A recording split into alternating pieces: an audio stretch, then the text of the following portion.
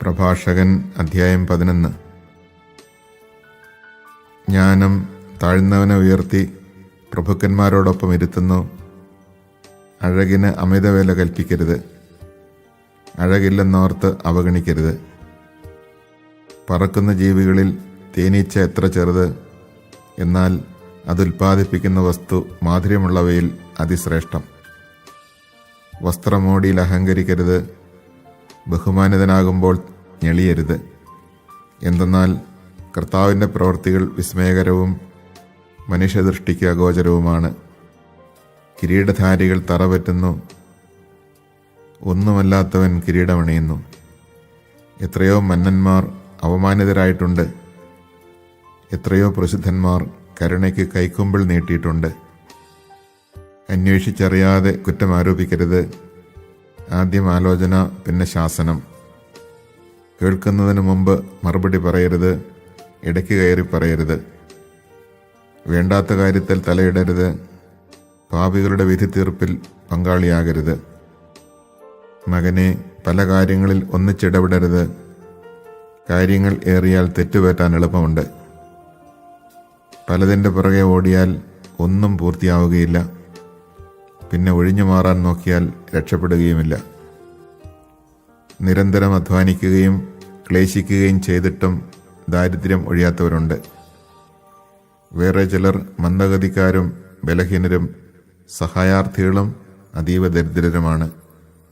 എന്നാൽ കർത്താവ് അവരെ കടാക്ഷിച്ച് ദയനീയാവസ്ഥയിൽ നിന്ന് ഉയർത്തുന്നു. അനേകരെ വിസ്മയിപ്പിക്കുമാറ് അവിടുന്ന് അവർക്ക് മാന്യസ്ഥാനം നൽകുന്നു. ഭാഗ്യവും നൈർഭാഗ്യവും ജീവനും മരണവും ദാരിദ്ര്യവും ഐശ്വര്യവും കർത്താവിൽ നിന്ന് വരുന്നു. കർത്താവിൻ്റെ ദാനങ്ങൾ ദൈവഭക്തനിൽ നിന്ന് ഒഴിയുന്നില്ല. ദൈവകൃപ ശാശ്വതമായ ഐശ്വര്യം പ്രദാനം ചെയ്യും. നിരന്തരമായ പ്രയത്നം കൊണ്ടും ലോഭം കൊണ്ടും ധനികരാകുന്നവരുണ്ട്. ഇതാണ് അവരുടെ നേട്ടം. ഞാൻ വിശ്രമം കണ്ടെത്തി, എൻ്റെ സമ്പത്തിൽ ഞാൻ ആനന്ദിക്കും എന്ന് അവൻ പറയുന്നു. എല്ലാം വെടിഞ്ഞ് ലോകം വിടാൻ എത്ര നേരമുണ്ടെന്ന് അവൻ അറിയുന്നില്ല. നിന്റെ കർത്തവ്യങ്ങൾ നിഷ്ഠയോടെ അനുഷ്ഠിക്കുക, വാർദ്ധക്യം വരെ ജോലി ചെയ്യുക. പാപിയുടെ നേട്ടങ്ങളിൽ അസൂയ വേണ്ട, കർത്താവിൽ ശരണം വെച്ച് നിന്റെ ജോലി ചെയ്യുക. ദരിദ്രനെ സമ്പന്നനാക്കാൻ കർത്താവിന് ഒരു നിമിഷം മതി. കർത്താവിൻ്റെ അനുഗ്രഹമാണ് ദൈവഭക്തന് സമ്മാനം. അത് ക്ഷണനേരം കൊണ്ട് പൂവണിയുന്നു. എനിക്കിനി എന്തു വേണം, എന്ത് സന്തോഷമാണ് ഇനി കിട്ടാനുള്ളത് എന്ന് നീ പറയരുത്. എനിക്ക് വേണ്ടതെല്ലാം ഉണ്ട്, എന്താപത്ത് വരാനാണ് എന്നും പറയരുത്. ഐശ്വര്യത്തിൽ കഷ്ടത വിസ്മരിക്കപ്പെടുന്നു, കഷ്ടതയിൽ ഐശ്വര്യവും. മൃത്യുദിനത്തിലും പ്രവർത്തിക്കൊത്ത പ്രതിഫലം നൽകാൻ കർത്താവിന് കഴിയും. ഒരു നാഴിക നേരത്തെ വേദന കഴിഞ്ഞ കാലത്തെ സുഖങ്ങൾ മുഴുവൻ മായ്ച്ചു കളയുന്നു. ജീവിതാന്തത്തിൽ മനുഷ്യൻ്റെ യഥാർത്ഥ സ്വഭാവം വെളിപ്പെടും. മരിക്കും മുമ്പ് ആരെയും ഭാഗ്യവാനെന്ന് വിളിക്കരുത്. മരണത്തിലൂടെയാണ് മനുഷ്യനെ അറിയുക. എല്ലാവരെയും വീട്ടിലേക്ക് വിളിക്കരുത്. കൗശലക്കാരൻ്റെ ഉപായങ്ങൾ നിരവധിയാണ്. കൂട്ടിലടച്ച പക്ഷിയെപ്പോലെയാണ് അഹങ്കാരിയുടെ മനസ്സ്. ചാരനെ പോലെ അവൻ നിന്റെ ദൗർബല്യങ്ങൾ ഉറ്റുനോക്കുന്നു. നന്മയെ തിന്മയാക്കാൻ അവൻ നോക്കിയിരിക്കുകയാണ്. സത്പ്രവർത്തികളിലും അവൻ കുറ്റം കണ്ടുപിടിക്കും. കാട്ടുതീ പടർത്താൻ ഒരു കനൽ മതി. രക്തച്ചൊരിച്ചിലിന് അവസരം പാർത്തിരിക്കുകയാണ് പാപി. നീചനെ സൂക്ഷിക്കുക, അവൻ്റെ മനസ്സ് നിറയെ തിന്മയാണ്. അവൻ നിന്റെ മേൽ മായാത്ത കറ പുരട്ടും. അപരിചിതനെ വീട്ടിൽ കയറ്റിയാൽ അവൻ നിന്നെ ദ്രോഹിക്കും. സ്വഭവനത്തിൽ നീ അന്യനായിത്തീരും.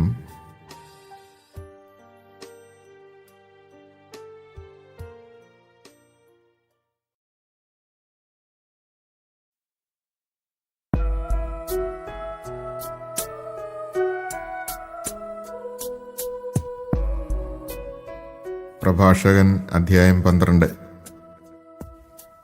അർഹത നോക്കി വേണം ദയ കാണിക്കാൻ, അതിന് ഫലമുണ്ടാകും. ദൈവഭക്തന് നന്മ ചെയ്താൽ നിനക്ക് പ്രതിഫലം ലഭിക്കും, അവനിൽ നിന്നല്ലെങ്കിൽ കർത്താവിൽ നിന്ന്. തിന്മയിൽ മുഴുകുന്നവനും ഭിക്ഷ കൊടുക്കാത്തവനും നന്മ വരികയില്ല. ദൈവഭക്തന് നൽകുക, പാപിയെ സഹായിക്കരുത്. എളിയവന് നന്മ ചെയ്യുക, എന്നാൽ ദൈവഭയമില്ലാത്തവനെ സഹായിക്കരുത്. അവന് ഭക്ഷണം കൊടുക്കരുത്, അവൻ നിന്നെ കീഴടക്കും. നന്മയ്ക്ക് പകരം ഇരട്ടി ദ്രോഹമായിരിക്കും അവൻ ചെയ്യുക. അത്യുന്നതൻ പാപികളെ വെറുക്കുകയും ശിക്ഷിക്കുകയും ചെയ്യുന്നു. നല്ലവനെ സഹായിക്കുക, പാപിയെ അരുത്. ഐശ്വര്യത്തിൽ സ്നേഹിതനെ അറിയാൻ സാധിക്കുകയില്ല, കഷ്ടതയിൽ ശത്രു മറഞ്ഞിരിക്കുകയുമില്ല. ഒരുവന് ഐശ്വര്യമുണ്ടാകുമ്പോൾ ശത്രുക്കൾ ദുഃഖിക്കുന്നു, കഷ്ടതയിൽ സ്നേഹിതന്മാർ പോലും അകന്നുപോകും. ശത്രുവിനെ ഒരിക്കലും വിശ്വസിക്കരുത്. ചെമ്പിലെ ക്ലാവ് എന്ന പോലെ അവൻ്റെ ദുഷ്ടത നിന്നെ നശിപ്പിക്കും. അവൻ അതിവിനയത്തോടെ കെഞ്ചിയാലും കരുതലോടെ ഇരിക്കുക. ഓട്ടുകണ്ണാടി തുടച്ചു മിനുക്കുന്നവനെ പോലെ ജാഗരൂകത കാണിക്കുക. എത്ര തുടച്ചാലും ക്ലാവ് വീണ്ടും വരും. അവനെ അടുത്തിരുത്തരുത്, അവൻ നിന്റെ സ്ഥാനം കരസ്ഥമാക്കും. നിന്റെ വലതുവശത്തിരിക്കാൻ അവനെ അനുവദിക്കരുത്, അവൻ നിന്റെ ബഹുമാന്യ സ്ഥാനം അപഹരിക്കും. അപ്പോൾ എൻ്റെ വാക്കുകളുടെ പൊരുൾ നീ ദുഃഖത്തോടെ മനസ്സിലാക്കും. പാമ്പാട്ടിയെ പാമ്പ് കടിച്ചാൽ ആർക്ക് സഹതാപം തോന്നും? ഹിംസ്ര ജന്തുക്കളെ സൂക്ഷിക്കുന്നവന് അപകടം വന്നാൽ ആർക്ക് അനുകമ്പ തോന്നും? പാപിയുമായി സഹവസിക്കുകയും പാപങ്ങളിൽ മുഴുകുകയും ചെയ്യുന്നവനോട് ആർക്കും സഹതാപം തോന്നുകയില്ല. അവൻ നിന്നോടൊത്തു കഴിഞ്ഞാലും നീ വീഴാൻ തുടങ്ങിയാൽ മാറിക്കളയും. ശത്രു മധുരമായി സംസാരിച്ചാലും കുഴിയിൽ ചാടിക്കാനായിരിക്കും അവൻ്റെ ആലോചന. അവൻ കണ്ണീരൊഴുക്കിയാലും അവസരം വരുമ്പോൾ ശമിക്കാത്ത രക്തദാഹം ഉണരും. നിനക്ക് ആപത്ത് വരുമ്പോൾ അവൻ നിന്നെ സമീപിക്കും. സഹായം നടിച്ചുകൊണ്ട് കുതികാലിൽ ചവിട്ടി അവൻ നിന്നെ വീഴ്ത്തും. അപ്പോൾ അവൻ തലകുലുക്കി കൈയടിച്ച് അടക്കം പറഞ്ഞ് തൻ്റെ യഥാർത്ഥ ഭാവം വെളിപ്പെടുത്തും.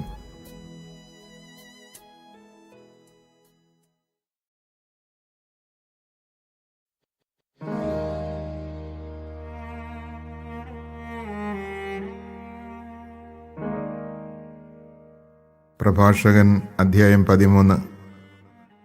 കീൽ തൊട്ടാൽ കറവറ്റും, അഹങ്കാരിയോടടുക്കുന്നവൻ അവനെപ്പോലെയാകും.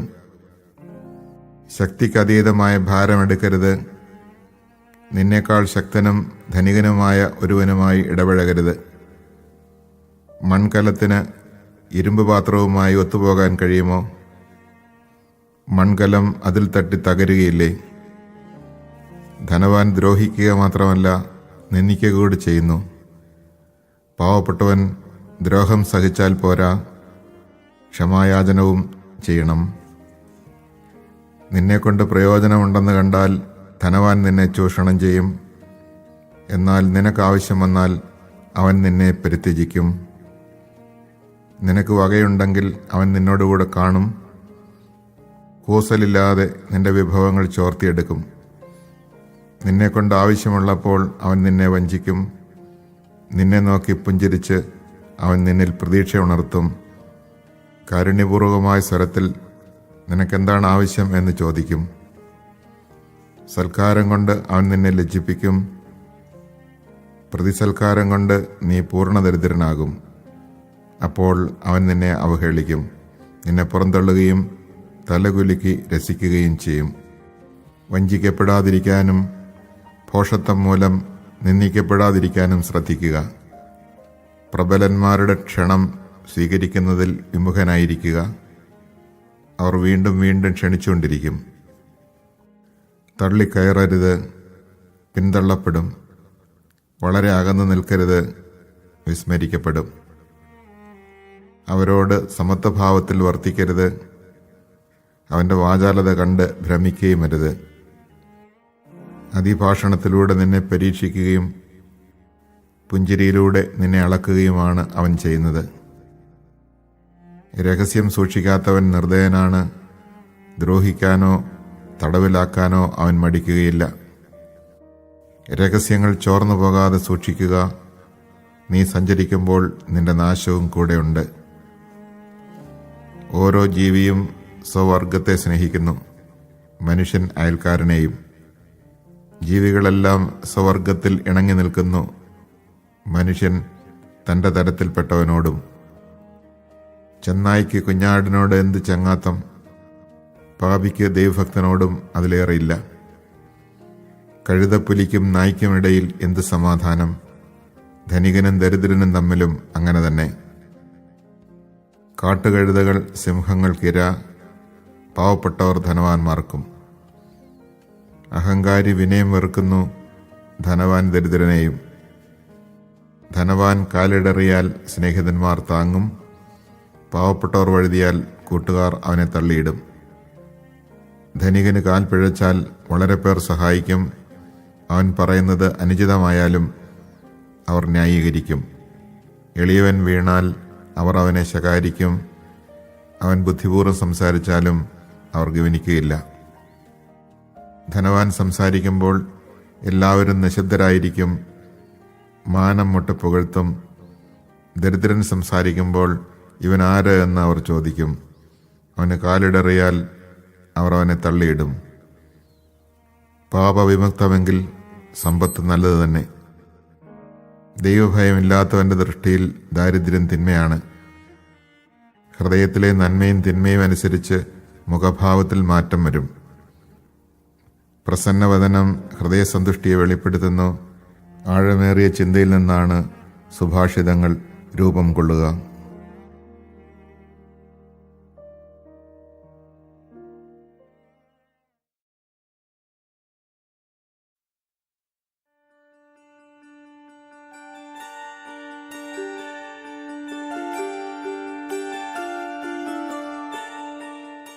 പ്രഭാഷകൻ അധ്യായം 14.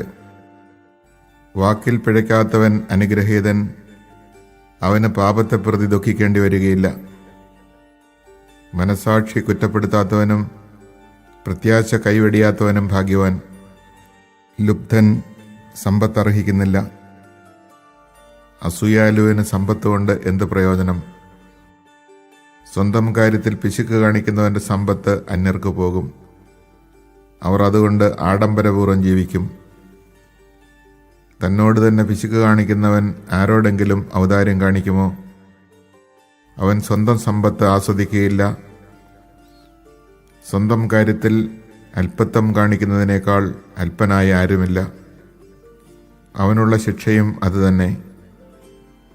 അവൻ നന്മ ചെയ്യുന്നെങ്കിൽ അത് അറിയാതെയാണ്. അവസാനം അവൻ തൻ്റെ അല്പത്വം വെളിപ്പെടുത്തുകയും ചെയ്യുന്നു. അസൂയാലുവിൻ്റെ കണ്ണ് കുടിലമാണ്, അവൻ മറ്റുള്ളവരെ അവഗണിച്ച് മുഖം തിരിച്ചു കളയുന്നു. അത്യാഗ്രഹിയുടെ കണ്ണ് തൻ്റെ ഓഹരി കൊണ്ട് തൃപ്തിപ്പെടുന്നില്ല. ദുരാഗ്രഹം കൊണ്ടുള്ള അനീതി ആത്മാവിനെ ശുഷ്കമാക്കുന്നു. ലുബ്ധൻ്റെ കണ്ണ് അപ്പത്തെ വെറുക്കുന്നു, അവൻ്റെ ഭക്ഷണമേശയിൽ അത് കാണുകയില്ല.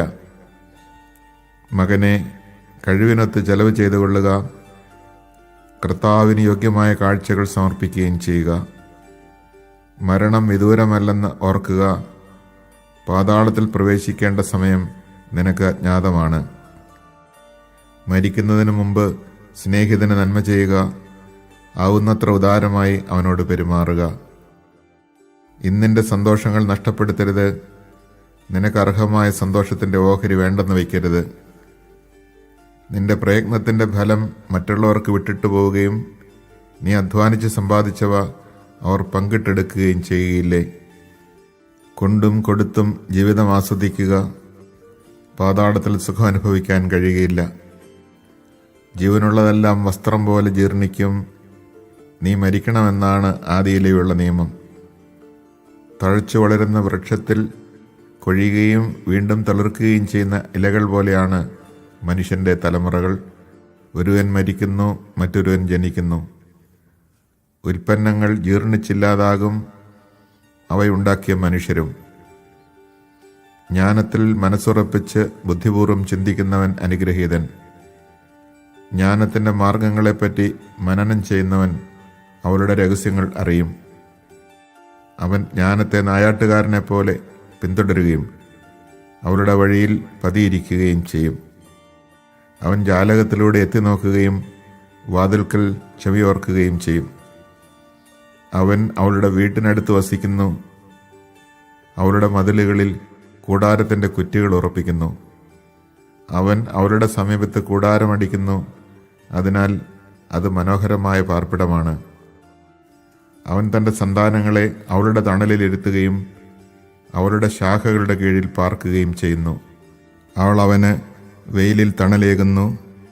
അവളുടെ മഹത്വത്തിൻ മധ്യേ അവൻ വസിക്കുകയും ചെയ്യുന്നു.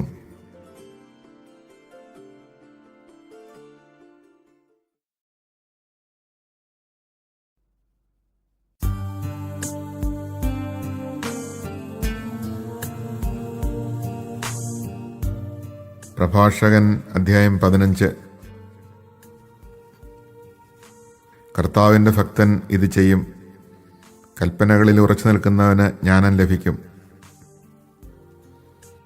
അമ്മയെപ്പോലെ അവൾ അവനെ സമീപിക്കും, നവവധുവിനെപ്പോലെ സ്വീകരിക്കും. അറിവിൻ്റെ അപ്പം കൊണ്ട് അവൾ അവനെ പോഷിപ്പിക്കും. ജ്ഞാനത്തിൻ്റെ ജലം കുടിക്കാൻ കൊടുക്കും. അവൻ അവളെ ചാരി നിൽക്കും, വീഴുകയില്ല. അവളിൽ ആശ്രയിക്കും, ലജ്ജിതനാവുകയില്ല.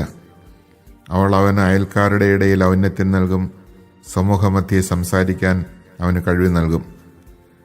അവൻ സന്തോഷിച്ച് ആനന്ദത്തിൻ്റെ കിരീടമണിയും അനന്തമായ കീർത്തി ആർജിക്കുകയും ചെയ്യും. ഭോഷന്മാർക്ക് അവളെ സ്വന്തമാക്കാനോ പാപിക്ക് അവളെ കാണാനോ കഴിയുകയില്ല. അഹങ്കാരികളിൽ നിന്ന് അവൾ അകന്നു വർത്തിക്കുന്നു. നുണയരുടെ ചിന്തയ്ക്ക് അവൾ അപ്രാപ്യയാണ്. സ്തോത്രഗീതം പാപിക്കിണങ്ങുന്നില്ല. അവൻ കർത്താവിൽ നിന്ന് പ്രചോദനം ഉൾക്കൊള്ളുന്നില്ല. ജ്ഞാനത്തിൻ്റെ ബഹിർസ്ഫുരണമാണ് സ്തോത്രഗീതം. കർത്താവാണ് അതിനെ പ്രചോദിപ്പിക്കുന്നത്. എൻ്റെ വീഴ്ചയ്ക്ക് കാരണം കർത്താവാണെന്ന് പറയരുത്. എന്തെന്നാൽ താൻ വെറുക്കുന്നത് അവിടുന്ന് ചെയ്യുകയില്ല. അവിടുന്നാണ് എന്നെ വഴിതെറ്റിച്ചത് എന്ന് പറയരുത്. അവിടുത്തേക്ക് പാപിയെ ആവശ്യമില്ല. എല്ലാ മ്ലേച്ഛതകളും കർത്താവ് വെറുക്കുന്നു. അവിടുത്തെ ഭക്തരും അത് ഇഷ്ടപ്പെടുന്നില്ല. ആദിയിൽ കർത്താവ് മനുഷ്യനെ സൃഷ്ടിച്ചു. അവന് സ്വാതന്ത്ര്യവും നൽകി. മനസ്സ് വെച്ചാൽ നിനക്ക് കൽപ്പനകൾ പാലിക്കാൻ സാധിക്കും. വിശ്വസ്തതാപൂർവം പ്രവർത്തിക്കണമോ വേണ്ടയോ എന്ന് തീരുമാനിക്കേണ്ടത് നീയാണ്. അഗ്നിയും ജലവും അവിടുന്ന് നിന്റെ മുമ്പിൽ വച്ചിരിക്കുന്നു. ഇഷ്ടമുള്ളതെടുക്കാം. ജീവനും മരണവും മനുഷ്യൻ്റെ മുമ്പിലുണ്ട്. ഇഷ്ടമുള്ളത് അവന് ലഭിക്കും. കർത്താവിൻ്റെ ജ്ഞാനം മഹോന്നതമാണ്. സർവശക്തനും സർവജ്ഞനുമാണ് അവിടുന്ന്. കർത്താവ് തൻ്റെ ഭക്തരെ കടാക്ഷിക്കുന്നു. മനുഷ്യൻ്റെ ഓരോ പ്രവൃത്തിയും അവിടുന്ന് അറിയുന്നു. പാപം ചെയ്യാൻ അവിടുന്ന് ആരോടും കൽപ്പിച്ചിട്ടില്ല. ആർക്കും അനുവാദം കൊടുത്തിട്ടുമില്ല.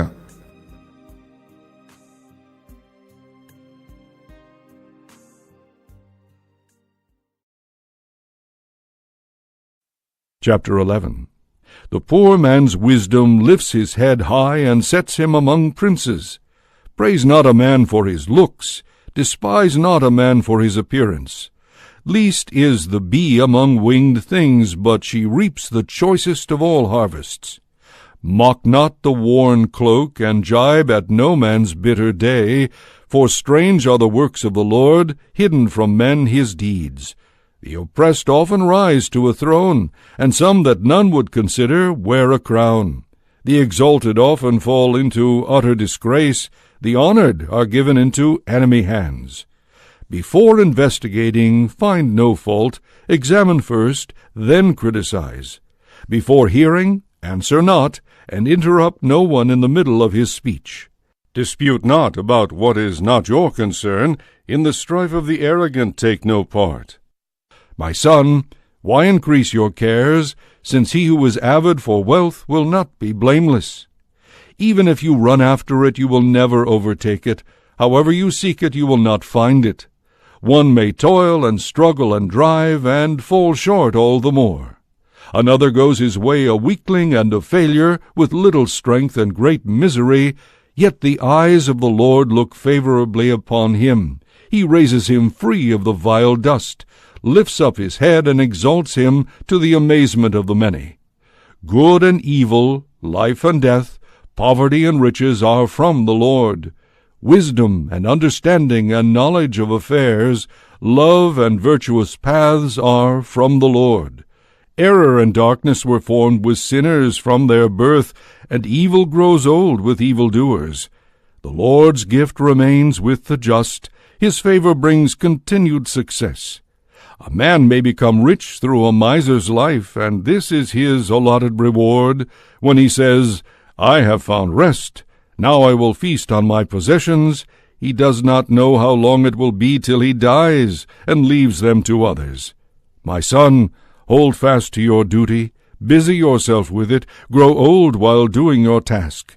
Admire not how sinners live, but trust in the Lord and wait for his light. For it is easy with the Lord, suddenly, in an instant, to make a poor man rich. God's blessing is the lot of the just man, and in due time his hopes bear fruit. Say not, What do I need? What further pleasure can be mine? Say not, I am independent. What harm can come to me now? The day of prosperity makes one forget adversity. The day of adversity makes one forget prosperity.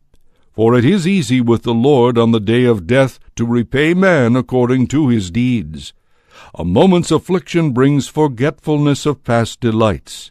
When a man dies, his life is revealed. Call no man happy before his death, for by how he ends a man is known. Bring not every man into your house, for many are the snares of the crafty one. Though he seem like a bird confined in a cage, yet like a spy he will pick out the weak spots. The tale-bearer turns good into evil. With a spark he sets many coals afire. The evil man lies in wait for blood, and plots against your choicest possessions. Avoid a wicked man, for he breeds only evil, lest you incur a lasting stain. Lodge a stranger with you, and he will subvert your course, and make a stranger of you to your own household. Chapter 12. If you do good, know for whom you are doing it, and your kindness will have its effect. Do good to the just man, and reward will be yours, if not from him, from the Lord. No good comes to him who gives comfort to the wicked, nor is it an act of mercy that he does. Give to the good man, refuse the sinner. Refresh the downtrodden, give nothing to the proud man. No arms for combat should you give him, lest he use them against yourself. With twofold evil you will meet for every good deed you do for him. The Most High himself hates sinners, and upon the wicked he takes vengeance. In our prosperity we cannot know our friends. In adversity an enemy will not remain concealed. When a man is successful, even his enemy is friendly. In adversity, even his friend disappears. Never trust your enemy, for his wickedness is like corrosion in bronze. Even though he acts humbly and peaceably toward you, take care to be on your guard against him. Rub him as one polishes a brazen mirror, and you will find that there is still corrosion. Let him not stand near you, lest he oust you and take your place. Let him not sit at your right hand, lest he then demand your seat. And in the end you appreciate my advice, when you groan with regret as I warned you. Who pities a snake charmer when he is bitten, or anyone who goes near a wild beast?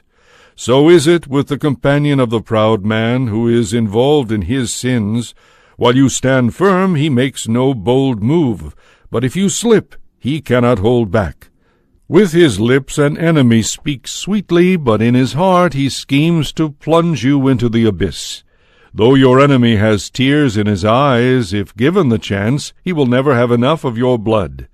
If evil comes upon you, you will find him at hand. Feigning to help, he will trip you up. Then he will nod his head and clap his hands and hiss repeatedly, and show his true face. Chapter 13. He who touches pitch blackens his hand. He who associates with an impious man learns his ways. Bear no burden too heavy for you. Go with no one greater or wealthier than yourself. How can the earthen pot go with the metal cauldron? When they knock together, the pot will be smashed.